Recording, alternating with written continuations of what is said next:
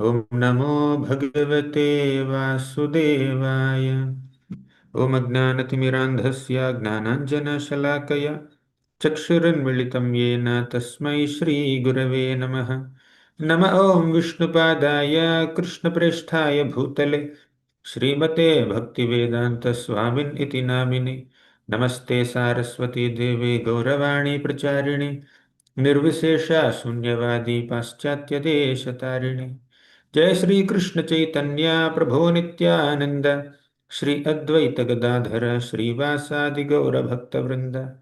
Hare Krishna Krishna Krishna Hare Hare, Hare Ram Ram Ram Hare Hare.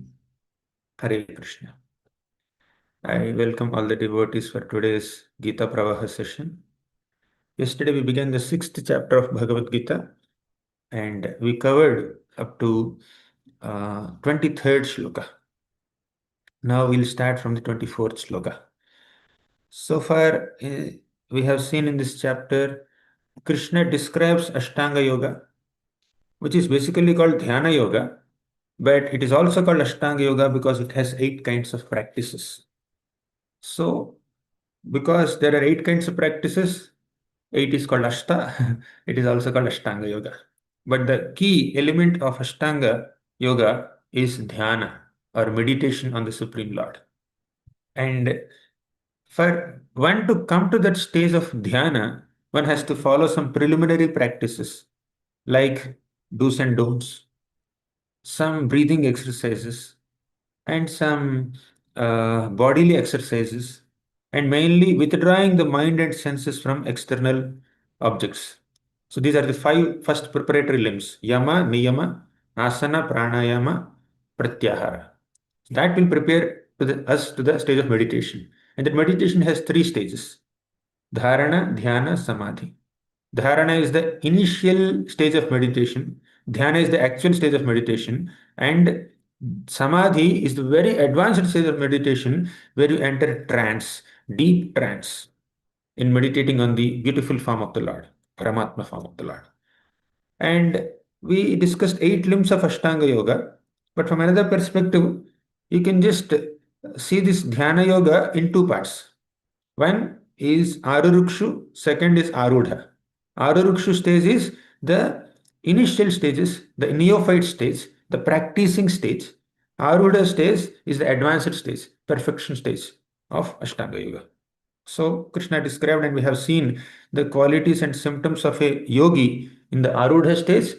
And to come to that Arudha stage, what is the Aruruksha stage? All that we have seen yesterday. Now, we will begin from the 24th shloka. Are you able to see the screen? Yeah. So, how to attain that Arudha stage, Yoga Arudha stage? In short, these stages can be called Aruruksha Arudha or Yoga Aruruksha Yoga Arudha. Just add the word yoga in the beginning. So, let's see. सनिश्चयेन योक्तव्यो योगो निर्विण्ण चेतसा संकल्प प्रभवान् कामांस् त्यक्त्वा सर्वान् अशेषतः मनसैवेन्द्रियग्रामं विनिमय्य समन्ततः शनैर्शनैरुपरिमेद् बुद्ध्या धृतिगृहीतया आत्मसंस्थं मनः कृत्वा न किञ्चिद् अपि चिन्तयेत्. So,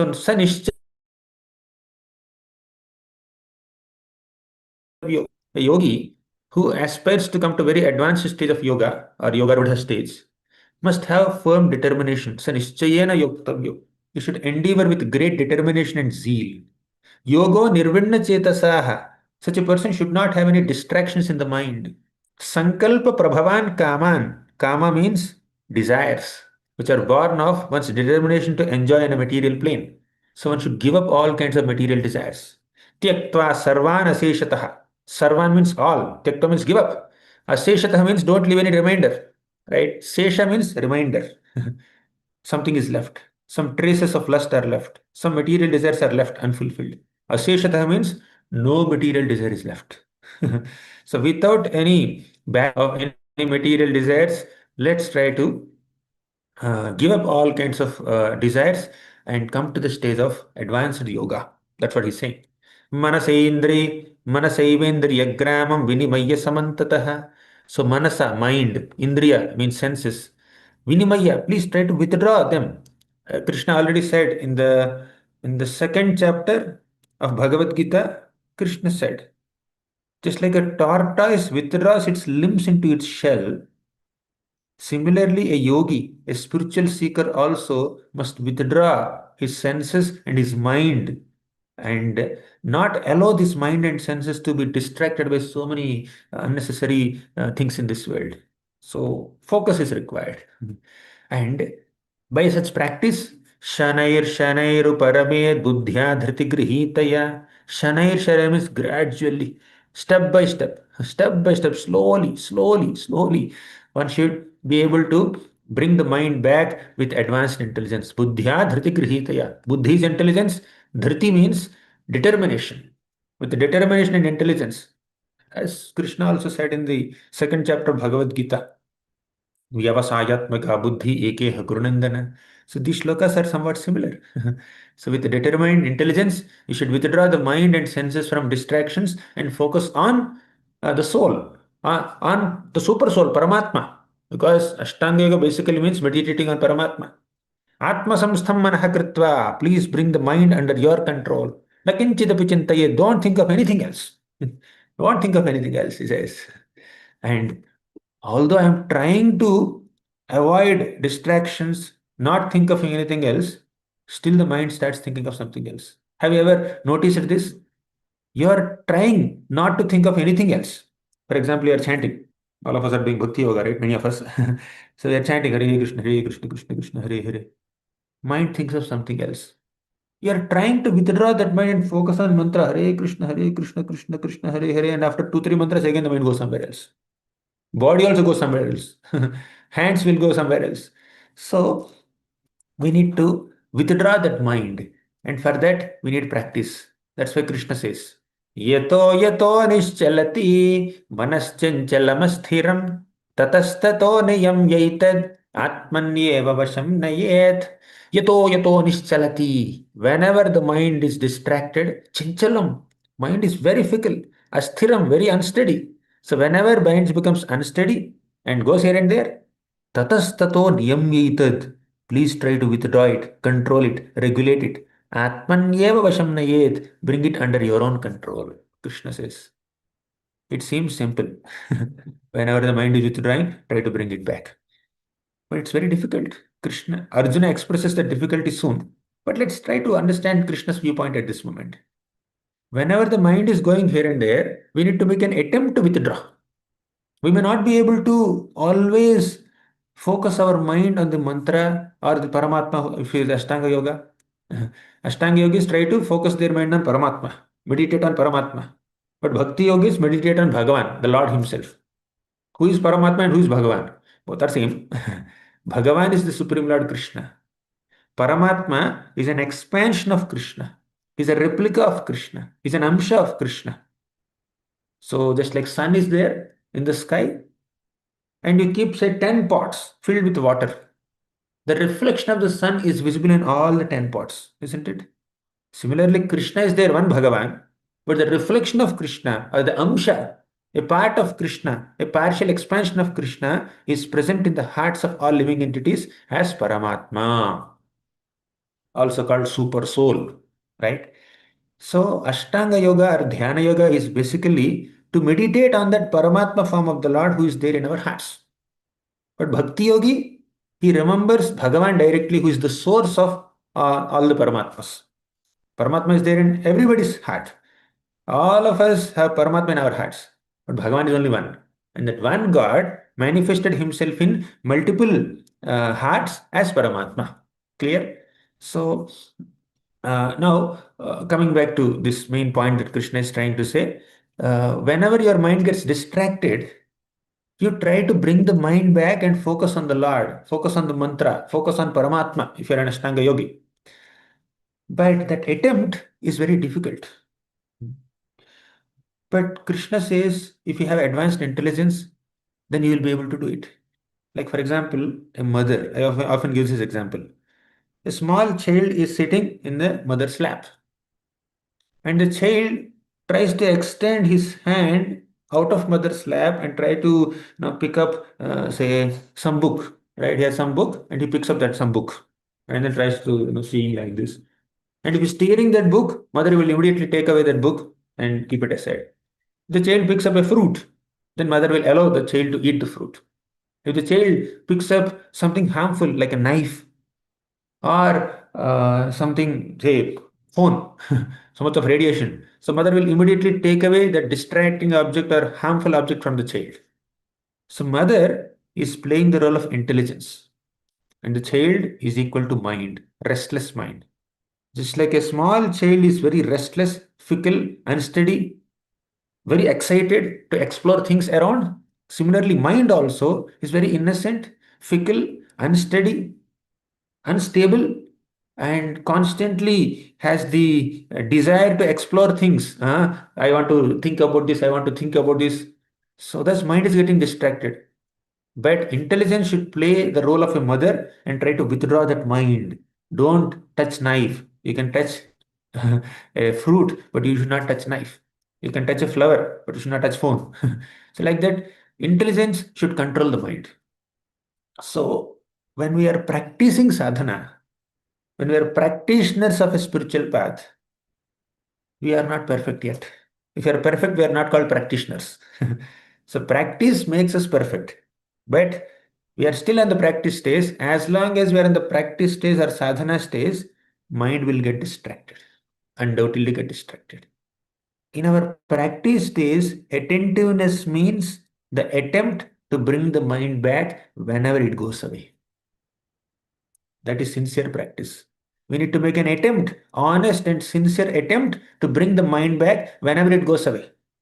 But if you can effortlessly keep your mind with you, focus on the mantra, focus on the form of the Lord, then you are a perfectionist. You are on the stage of perfection. You are not a practitioner anymore. But what is the practice that we need to do? Keep bringing the mind back. Like just like the mother protects the child. Now, uh, see this chart. I think we have seen this before, but let's see again. Mind is constantly distracted, right? When you are doing yoga, so mind can be brought from distraction to concentration in two ways. One, by rejecting the unfavorable, and by accepting the favorable. So this can be done in two ways. As we discussed before, mind is between the senses and intelligence, right? So from externally, you should control the mind by regulating the senses. Internally, you should control the mind by sharpening your intelligence. So sharpen your intelligence by studying Shastra, associating with devotees, learning from wise people, and also control your senses, regulate your senses from overindulgence in sense objects. Thus, you reject all unfavorable sense objects and you also accept whatever is favorable for your yoga practice. Thus, you can bring the mind from distraction to concentration, right? And this is effectively possible when you take shelter of Guru, Sadhu, and Shastra. Then you should introspect and analyze your thoughts. Oh, these thoughts are unnecessary, useless thoughts, unfavorable thoughts, toxic thoughts, or negative thoughts. Let me give them up. And align thoughts with noble values. Thus, you can bring your mind from distraction to concentration. Then one can attain the Brahma Bhuta platform. Prashantamanasam hyenam yoginam sukhamuttamam upaiti shantarajasam Brahma Bhutam akalmasham. Upaiti shanta rajasam. All the passion in the mind will be subdued and one can attain Brahma Bhuta platform. What is Brahma Bhuta platform? Here Bhuta is not ghost. So Brahma Bhuta platform refers to the platform of spiritual understanding, where we realize that we are Atma, we are soul, we are not the body. When you are trying to control the mind, who is controlling the mind? Who is controlling whom here? You, the person, is controlling the mind. What does it mean? You are different from your mind. When you are trying to control the senses, you, the person, are trying to control the senses, means senses are different from you. So, by such practice of controlling the mind, controlling the senses, sharpening the intelligence, you realize that you are a soul and all these faculties like Senses, body, mind, intelligence, ego, they belong to you. You are not them. You are not the body. You are not the mind. You are not the intelligence. You are not the ego. You are not the senses. You are not this world. You are not this home. You are a soul. You are different from all these faculties. You are different from the material body. So we come to that platform when we sincerely practice yoga, whichever yoga. Here in the context is ashtanga yoga, but this is equally applicable to bhakti yoga also and other yogas also. Right? Yoga means linking our consciousness with the Supreme Lord, and that requires identifying ourselves separate from the body.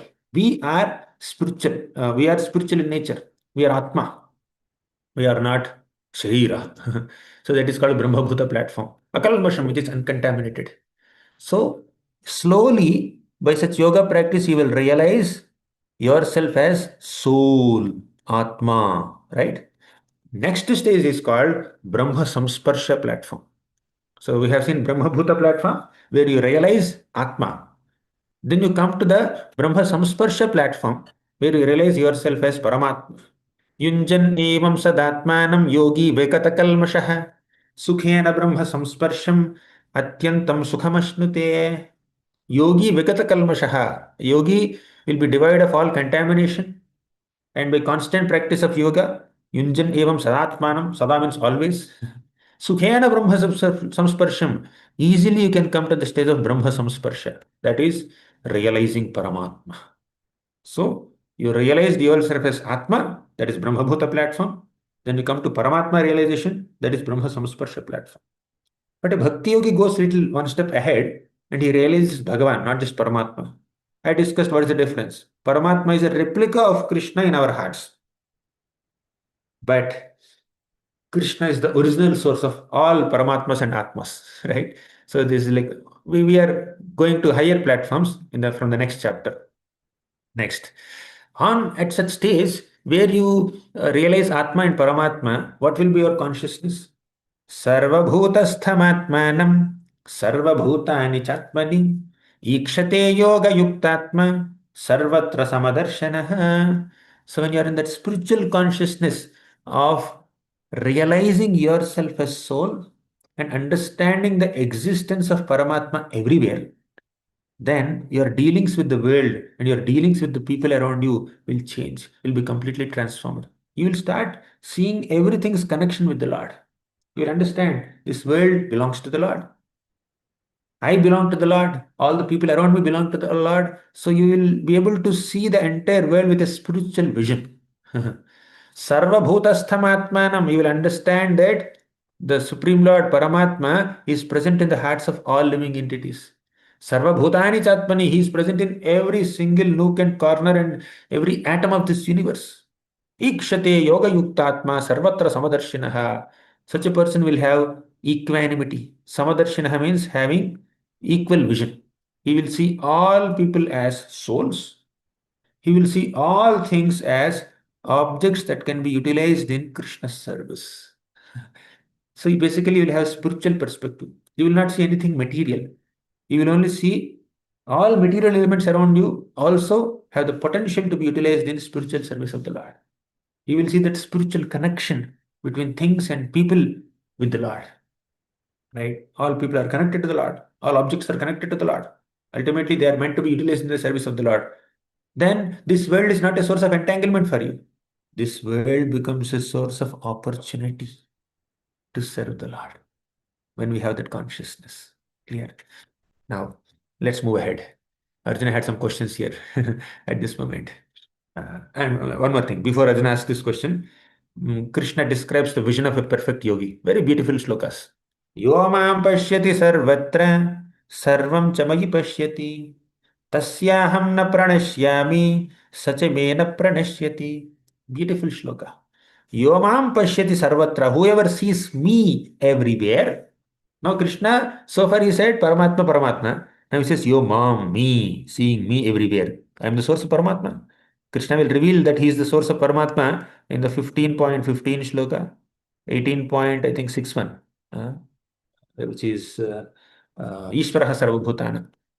Anyways, so Yomam Pashyati Sarvatra means you should see Krishna everywhere. Sarvam cha mahi pashyati, and you see everything in Krishna. So, such an advanced yogi will see Krishna in everything and everything in Krishna. Krishna in everything means as Paramatma is there in the hearts of all living entities. And he will see everything in Krishna. What does it mean? If Krishna is there inside everything, how can everything be inside Krishna? If this phone is there in my pocket, how can the pocket be there inside of the phone? So one may have this kind of question. But please understand, the Lord has so many forms. Now let me tell you one little story. Uh, in Vrindavan, Mother Yashoda heard from Balaramji and few other Gopas that Krishna ate dirt. She became very anxious. She came running to Krishna. She said, Krishna, open your mouth. Krishna opened his mouth. And within the belly of Krishna, Yashodamata has seen the entire universe. She has seen all the planets. She has seen all the devatas. She has seen entire cosmos. She has seen Vrindavan also. She has seen herself also inside Krishna. Just imagine. And where is Krishna? He's in Vrindavan. Where is Vrindavan? In Earth planet. Where is Earth planet? In the Bhumandala. Where is Bhumandala? In this universe, in this Brahmanda. Where is this Brahmanda? This Brahmanda is a part of Mahavishnu. It came out of Mahavishnu. It will go back into Mahavishnu. And who is that Mahavishnu? He is another form of Lord Krishna. You see, Krishna is outside also, inside also. He kept entire universe within his belly and showed it to his mother while being in that universe. So Krishna is inside everything and everything is inside Krishna. So we'll be able to, basically we'll be Krishna conscious. Yomam pashyati sarvatra sarvam cha mai pashyati tasyaham. If you are able to see Krishna in everything and everything Krishna, you will never lose Krishna. And Krishna will never miss you. Right? But if you are in material consciousness, he will start missing us. Although he's there as Paramatma, we are disconnected from him. We are not giving any attention to him. He'll miss us. So let's not make Krishna feel separation from us. When we should feel separation from Krishna and we should reunite with Krishna. Next. Uh, सर्वभूतस्थ सर्वभूतस्थितं यो मां भजत्येकत्वमास्थितः सर्वथा वर्तमानोऽपि स योगी मयि वर्तते. So सर्वभूतस्थितं यो मां, me means Krishna says, I am present within the hearts of all living entities. So an advanced yogi understands this. And in this way, Krishna describes the symptoms of an advanced yogi who has realized himself and the Lord. So, many other things. Then Arjuna had a question. But all these realizations are possible when you control the mind, isn't it? Where did Krishna begin? First, you sit on a sukham asanam, then you keep your back erect, and you start meditating on me. Withdraw your mind from all distractions, withdraw your senses from all unnecessary sense engagements. He said all that. Then you will slowly realize yourself as Atma, then you will realize Paramatma, you will see me everywhere. So he is just gradually taking it to higher stages of yoga. But it all begins with first controlling the mind and focusing on the Lord. Then Arjuna said, Krishna, I have a problem with the first step only. You are discussing second, third, fourth, fifth, tenth step, advanced steps, but I have a problem with the first step only. I am unable to control my mind. Please tell me something. So Arjuna says here, Arjuna is expressing his difficulty. Chanchalam himanaha Krishna pramathi balabhadrudham tasyaham nigraham manye vayoriva sudushkaram. Krishna, my mind is chanchalam, very fickle. Pramati Balabhadridham, very strong, very unsteady, very obstinate. Tasyaham Nigraham Manye Vayoriva Sudushkaram. Vayu means wind, right? So Arjuna says, Krishna, I think that controlling wind is easier for me. As we discussed in the second chapter of Bhagavad Gita, Arjuna had so many weapons. Fire weapon, water weapon, wind weapon, Brahmastra, Agneyastra, Vayuyastra, Varunastra. He has so many astras. One of them is wind weapon. So he picks up one arrow and chants this Vayu mantra and releases this Vayuyastra. He can control that wind. He can use that wind to defeat his enemies. So he has that control over wind, but has no control over mind. He says, Krishna, controlling wind is easier than controlling mind. W-I-N-D, I can easily control. You flip the W, it becomes M. M-I-N-D, it's very difficult for me to control. Krishna, please let me know how do I control my mind. I'm struggling with the first step, basic step of mind control only. How do I come to the advanced stages of Ashtanga Yoga? Then Krishna says, yes, I understand your problem. Basically, when somebody comes to you and expresses his problem, don't dismiss the problem. That you may easily solve that problem. You may have a solution to that problem, but you first acknowledge their pain. First, when they are undergoing some pain, some difficulty, you can't say, hey, this is not a difficulty at all. Do this. Don't say like that. First, acknowledge that pain. So Krishna is nicely demonstrating this behavior. So he says, my dear Arjuna, asamshayam mahabaho mano durnigraham chalam. Asamshayam, undoubtedly, O Mahabaho, O mighty armed Arjuna, mano durnigraham chalam. It's very difficult to control the mind. I agree with you. Arjuna, you said that it's very difficult for you to control. You are Mahabaho. Mahabaho means a mighty warrior who has very strong arms. You are mighty warrior, you are physically strong, mentally strong, you have so many weapons, you can control the wind also. But I understand it's difficult to control the mind, even for such great warriors. I understand that. Krishna acknowledged that. After acknowledging Arjuna's difficulty, Krishna gave a solution to Arjuna's difficulty.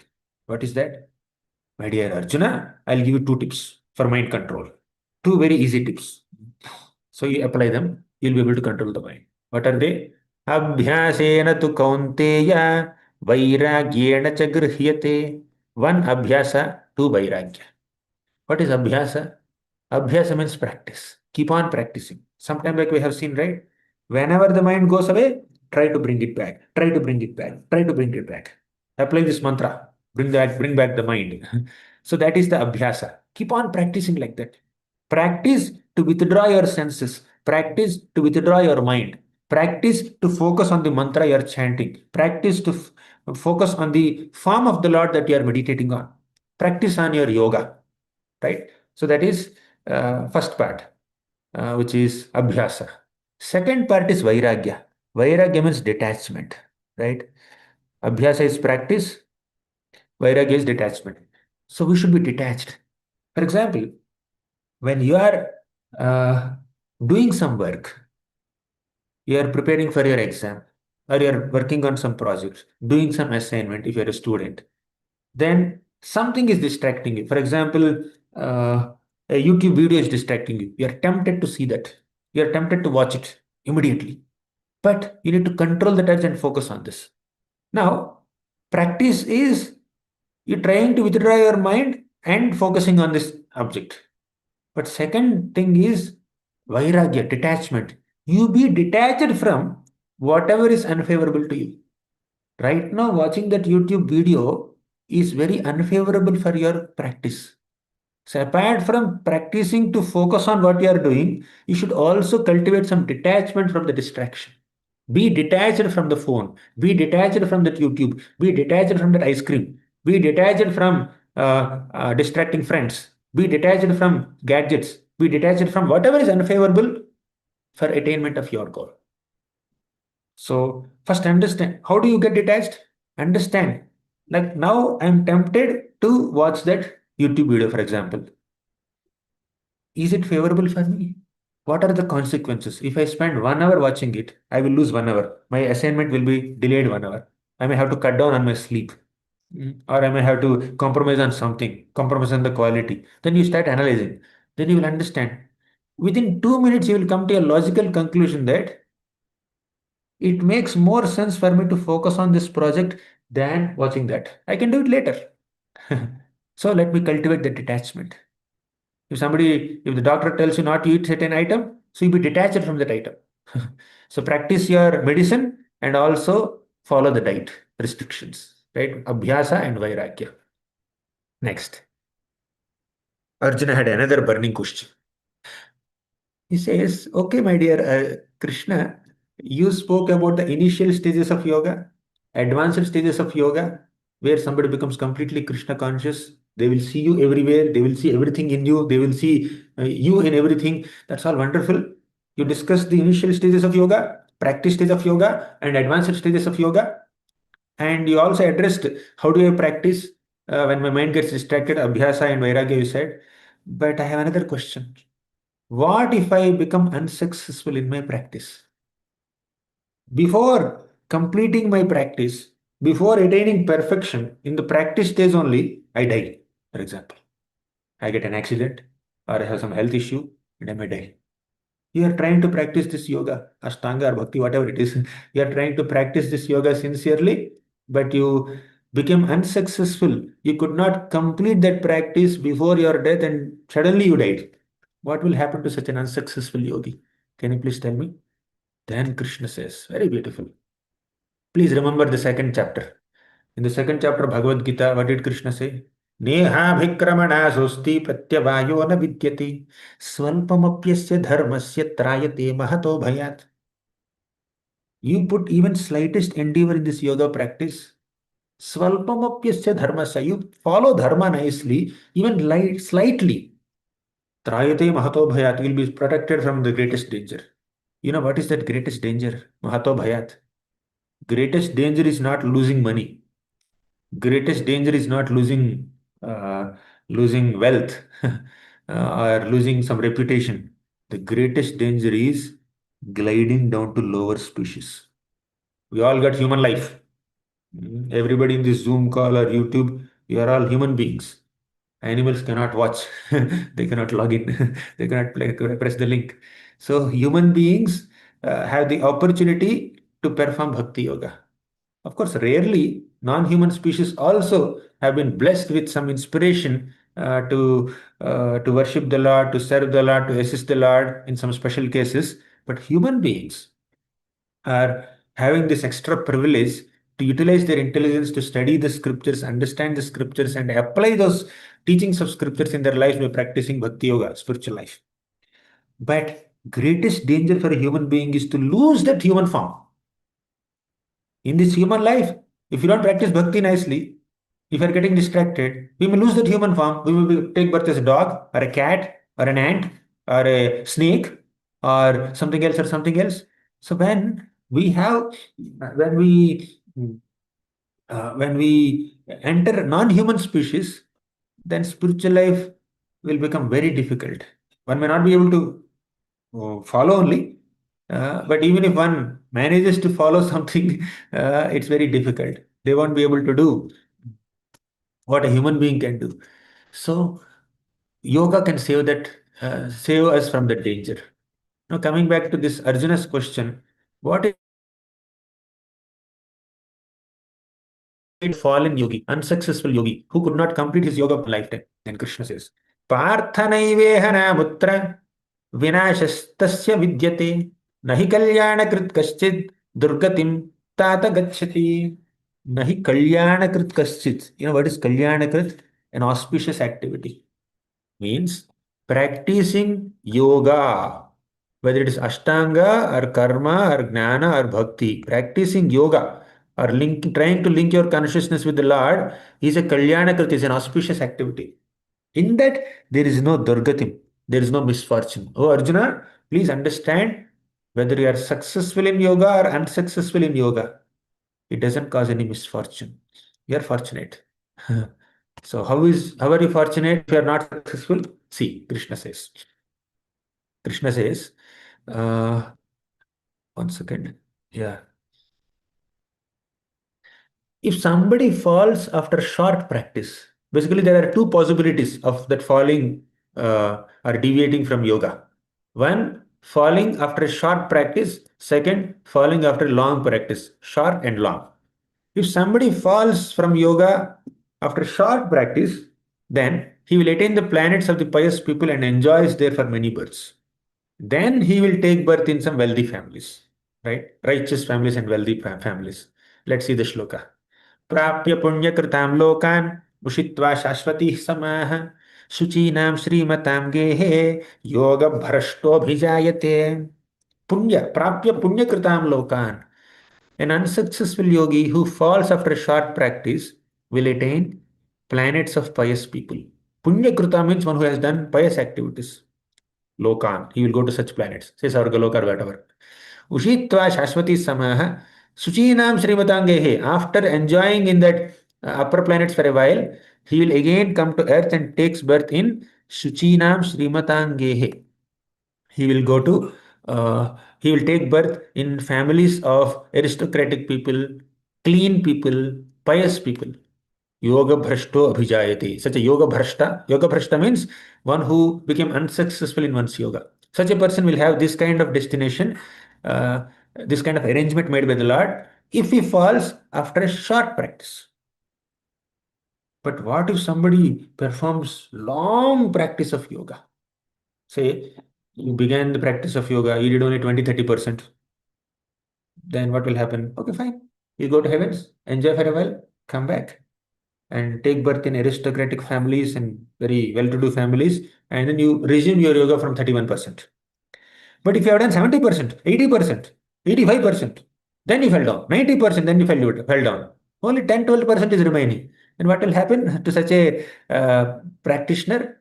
Krishna says in the next shloka.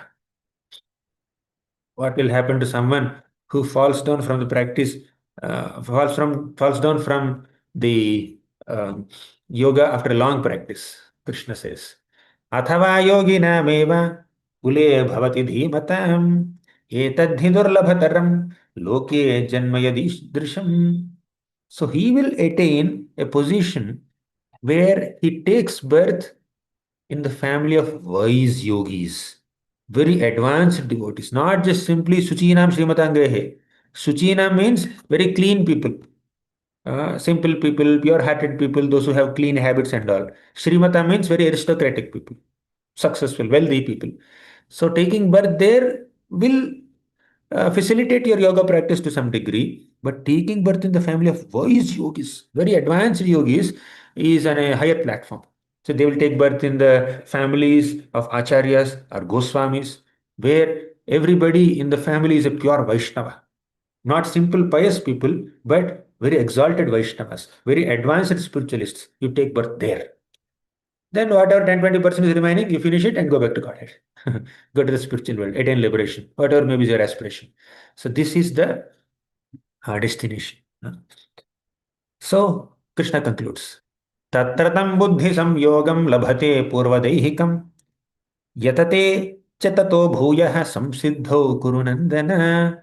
So after attaining such a advanced birth in the family of advanced yogis, that person buddhi samyogam labhate purvadehikam. Whatever buddhi they have in the previous life, they will get it. Means they had very advanced consciousness in the previous life, right? They took this new birth. Right from young age, they will start developing devotional inclinations. You can see it now also. Many children, they take up to the practice of bhakti, they pick up bhakti practice very fast. Probably these little kids must have done so much of bhakti in the past, and maybe some little bit is remaining, 10%, 20%, or 5% is remaining. They again took birth in devotees' families, Vaishnavas' families, and right from young age, at the age of 5 or 10, whatever, they are able to pick up the philosophy nicely, the stories nicely, the shlokas nicely. They're able to conduct themselves nicely. I see so many children who are hardly, 12, 13 years, they're chanting 60 notes every day across the globe in multiple cities, right? And they have very good understanding of Bhagavad Gita. So after our kids course, many kids courses, once I complete a module, I ask the children to make presentations. Right now, for the US batch, kids presentations are going on. Yesterday they gave such brilliant presentations. Little children, 8-year-old, 9-year-old, 10-year-old kids, they're giving wonderful presentations. It's because they have taken birth in families of Vaishnavas. They're trained in this understanding of spiritual culture. They're studying scriptures at a young age, and they're able to even present it nicely, right? So Krishna says that once you begin the practice of bhakti yoga, there is absolutely no looking back. So he will take care of it. Next, I'll speak the last two shlokas. Yeah, basically, ambience is important. In such a wonderful, spiritually surcharged ambience, you practice nicely, whatever is remaining. Then you purify yourself nicely. Then one can attain perfection by going back to the Lord. So now 46th and 47th shlokas, only two shlokas pending. तपस्विभ्योऽधिको योगी ज्ञानिभ्योऽपि मतोऽधिकः कर्मिभ्यश्चाधिको योगी तस्माद् योगी भवार्जुन. Krishna says, tapasvibhyodhiko yogi. A yogi is greater than a tapasvi. Tapasvi is austerities. Jnanibhyopi matodhikaha. So yogi, here yogi refers to bhakti yogi. He is better than a jnani also, right? A yogi is better than a tapasvi. Yogi is better than a jnani, a knowledgeable person. Yogi is definitely better than a karmi. Tasmad yogi bhavarjuna. Because karmi is one who does karma. Jnani is one who cultivates jnana. Tapasvi is one who does austerities. But yogi is one who tries to connect with Krishna. Therefore, you become a yogi. And Krishna basically said, you perform yogi, you become a yogi. Don't just stick to tapasya, jnana, and karma. Don't remain as a karmi. Don't remain as a jnani. Don't remain as a tapasvi. Become a yogi. Yogi means one who tries to connect oneself with God, with Krishna.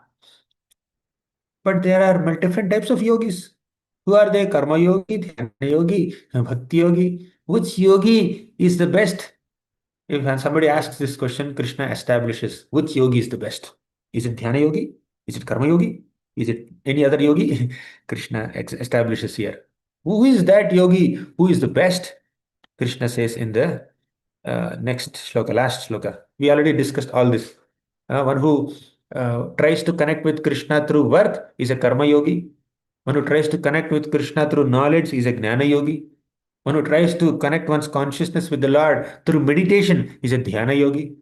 One who tries to connect with Krishna through love, through devotion, through devotional service is a bhakti yogi. And that love or bhakti includes karma, dhyana, jnana. We discussed it before once. Now Krishna says, of all the yogis, who is the best yogi? Yoginam api sarvesham madgatenantaratmana श्रद्धावान भजते यो माम समे युक्ततमो मतः. Yoginam api sarvesham, of all the yogis, madgatena antaratmana, one who always meditates upon me within his heart. And shraddhavan bhajate yomam. This bhajate word is very important. Bhaja means to serve. Mm. It is devotional service, bhajan, right? So it's not just singing or chanting. You should actually render service with a mood of pleasing Krishna, right? You should please Krishna. Sam siddhir haritoshanam. So who is the best yogi? Same yukta tamo mataha. Who is the best yogi? One who always thinks of Krishna within his heart and renders pure, unalloyed, selfless, devotional service. There is meditation, there is also seva. There is bhajan, there is dhyan. So such a person is the best yogi. This is the pure bhakti shloka. Only bhakti yogi does all this. So best yogi is bhakti yogi. Always he's attached to the Lord within one's mind and he worships me. He worships me, he serves me with faith, shraddhavan, with complete faith. There may be some people who approach the Lord just to fulfill their desires or destroy their difficulties, but they don't have so much faith. As soon as they encounter some difficulties, they lose faith in the Lord. Or if they cannot come out of the difficulties despite worshipping the Lord, they will give up their worship. But Shraddhavan means whatever happens in life, we should never lose faith in the Lord. Such a person is the best yogi, in my opinion, Krishna says. Right? So, highest yogi is a bhakti yogi. And Krishna concluded the first 6 chapters with this pure bhakti shloka. And from 7th chapter till 12th chapter, in the next Krishna elaborates on this bhakti yoga very nicely. If you found Bhagavad Gita a bit difficult in the last 10 11 days, in the first 6 chapters, you will find Bhagavad Gita very easy to understand in the next 6 chapters. Yes, Karma Yoga is a bit complicated. Jnana Yoga is even more complicated. Ashtanga Yoga may not be complicated to understand, but extremely complicated to implement. Right? It is very difficult for Kali Yuga people to follow Ashtanga Yoga. But Bhakti Yoga, very easy to understand, very easy to follow, very easy to attain results. Best results. So Krishna preserved this Bhakti Yoga discussion in the middle of Gita. So that we will patiently go through the initial chapters with faith, then we come here. So from tomorrow we'll discuss Bhakti Yoga. which is very enlivening. In fact, the best part of our Gita Pravaha series is going to come up from tomorrow for the next whatever 10 days. We are discussing Bhakti Yoga chapters. It will be very easy for us to understand. Thank you very much. Srimad Bhagavad Gita ki jai, Srila Prabhupada ki jai.